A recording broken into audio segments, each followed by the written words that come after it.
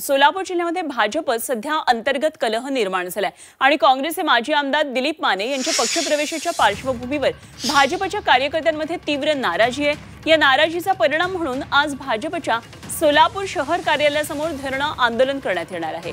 काँग्रेस आणि राष्ट्रवादी काँग्रेसचे एकूण 4 माजी आमदार लवकरच भाजपमध्ये प्रवेश करणार असल्याची चर्चा आहे आणि यामध्ये मोहोळचे माजी आमदार राजन पाटील, यशवंत माने, माढ्याचे माजी आमदार बबनराव शिंदे यांचा समावेश आहे आणि त्याचबरोबर दक्षिण सोलापूरचे माजी आमदार दिलीप माने यांनी सुद्धा दिवाळीनंतर भाजप प्रवेश करण्याचा निर्णय घेतल्याची माहिती त्यांनी कार्यकर्त्यांच्या बैठकीत दिली आहे। दिलीप माने यांच्या भाजप प्रवेशाची चर्चा सुरू होताच दक्षिण सोलापूरमध्ये भाजप कार्यकर्त्यांमध्ये तीव्र संताप उसळलेला आहे आणि यावर विरोध नोंदवण्यासाठी कार्यकर्त्यांनी आज पक्ष कार्यालयावर मोर्चा नेण्याचा निर्णय घेतलेला आहे। हे आंदोलन भाजपच्या अंतर्गत नाराजीचा आणि निष्ठावंत कार्यकर्त्यांच्या असंतोषाचा मोठा संकेत मानला जातोय।